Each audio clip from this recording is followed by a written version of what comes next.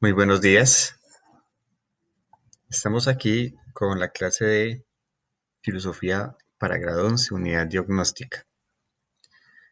Eh, Aquí tenemos nosotros, como en todas las guías, el tema, la competencia o la- el concepto evaluativo. Y seguimos acá con la motivación. ¿De qué se trata la motivación? Aquí hay una alegoría o una leyenda acerca de Aquiles y la tortuga.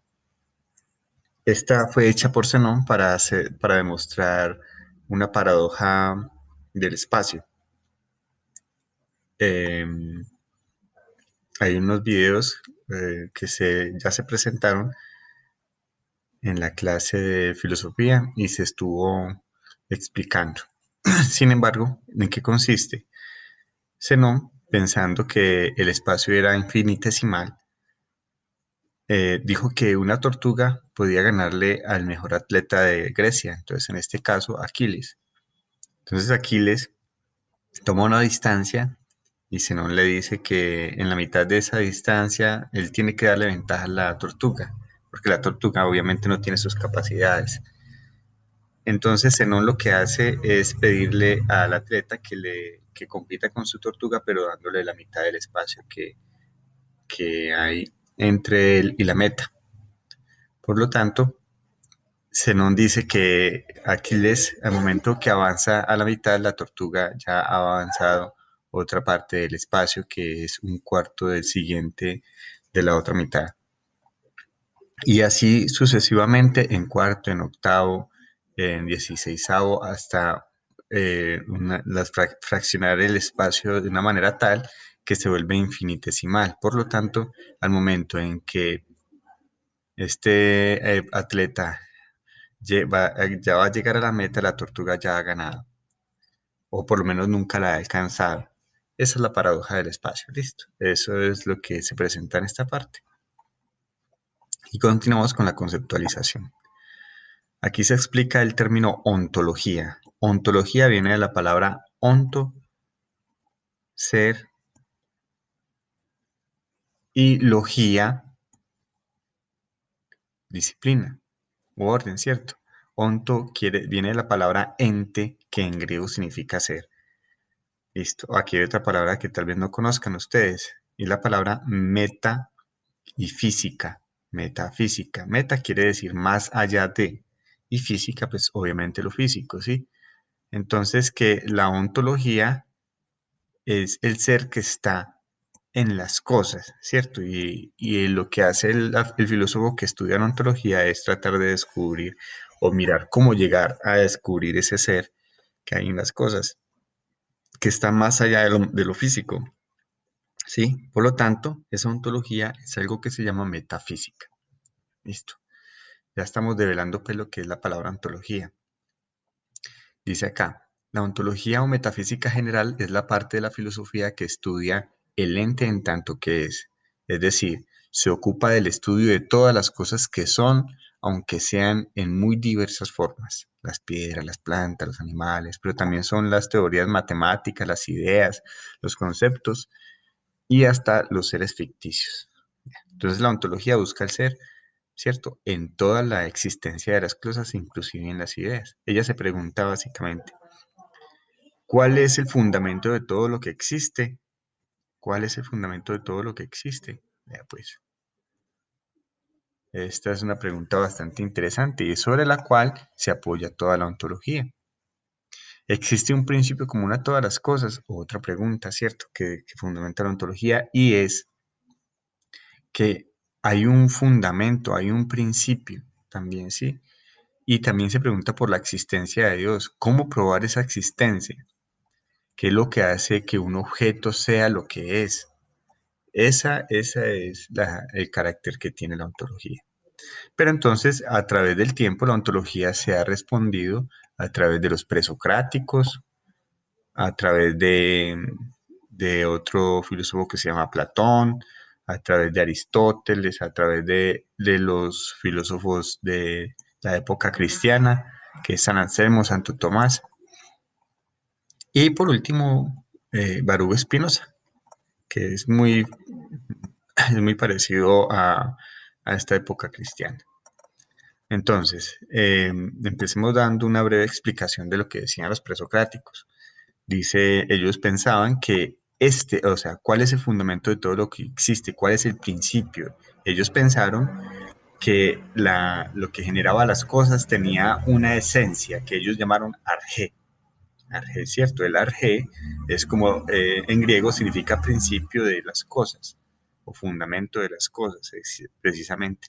Entonces los presocráticos lo que hicieron fue, al inicio, después de creer en mitologías, creer que las cosas las generaba, por ejemplo, un dios o un ser específicamente pues, que tenía atribuciones humanas, pasaron de pensar en eso y pues los griegos pasaron de pensar en eso a el pensamiento de los presocráticos. Ellos buscaban algo argumentado, algo demostrable. Entonces empezaron a darse cuenta de que habían varias posibilidades, ¿cierto? Entonces en esto se llama el arjé, aquí está escrito de varias maneras, arqué, arjé o arjé con G. Y, y entonces este arjé era el fundamento de todo. ¿El ser de todo cómo es? Ah, es que el arjé, por ejemplo, es el agua, el aire, los cuatro elementos, el fuego. Aquí está escrito algunos de esos pensamientos de estos filósofos. Aquí de esta manera. Listo, acá en esta parte de este párrafo están descritos.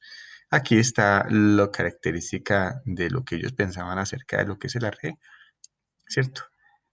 El pensamiento de ellos, ser un elemento existente desde el principio de los tiempos, ¿cierto? Ellos pensaban que era una cosa, una sustancia la que componía el ser de todo, ¿sí? Ser un elemento constitutivo último común a todas las cosas, es decir, sin importar la apariencia. Determinar las características de todas las cosas. Bueno, ese elemento cumplía estas funciones específicas, ¿sí?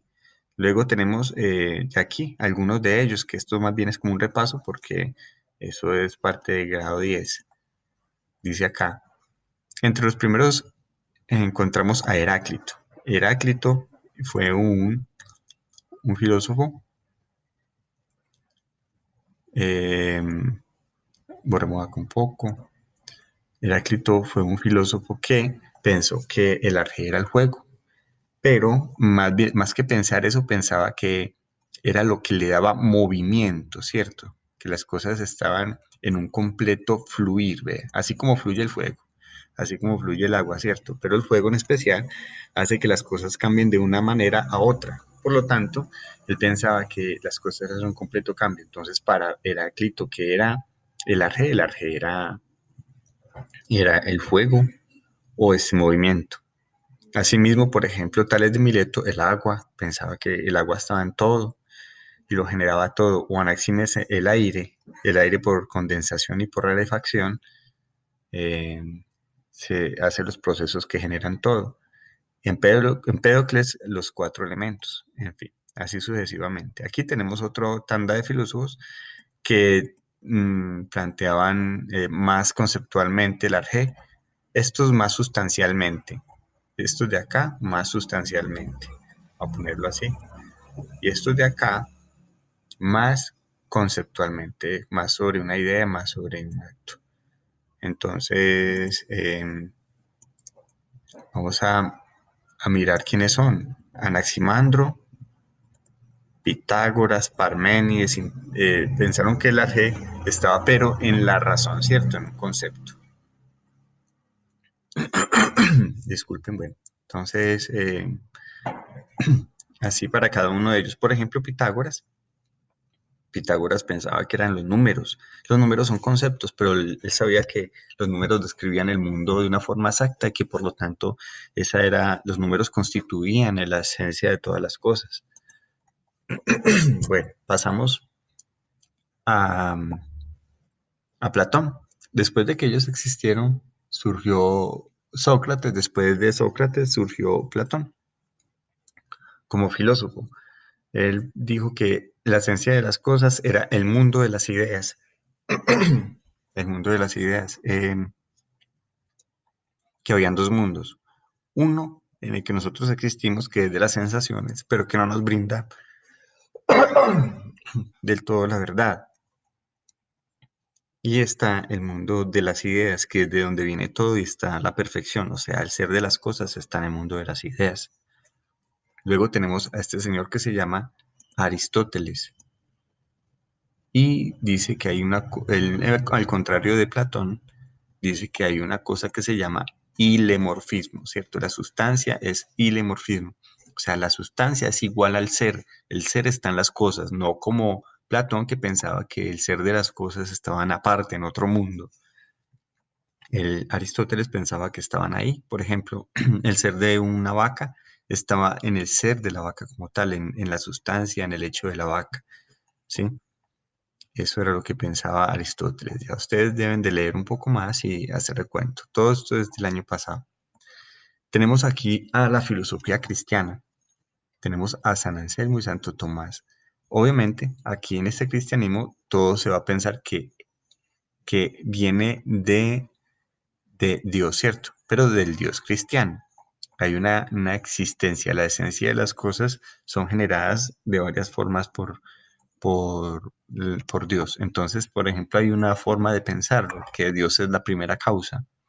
Dios es la primera causa como causa que ha generado todas las demás causas y como causa que ha generado la existencia como un efecto, ¿cierto? Tiene causa y efecto. Entonces, por lo tanto, eh, la existencia de Dios es una primera razón, pero también hay otras formas de verlo, es una esencia que está en todo, es una generación de todo. Entonces, aquí todo lo que vamos a pensar acerca del ser de las cosas eh, es la esencia de Dios que está representada en todos los seres. Y por último tenemos a Baruch Spinoza, donde dice que esa sustancia, él no dice ya que es cristiano, sino que simplemente es un elemento que es Dios, y esa sustancia, ese Dios es una sustancia, ¿cierto? Eh, es una sustancia que tiene una existencia, y aquí hay una prueba eh, lógica, donde hay una causa y una consecuencia, ¿cierto? Tenemos dos conceptos, queda uno tercero, ¿cierto? Bueno, ahí vamos para allá. Terminamos ahí la lectura. Pasamos a el simulacro, a hacer una pequeña prueba de 10 preguntas. Deben de responderla y estaremos atentos a la socialización.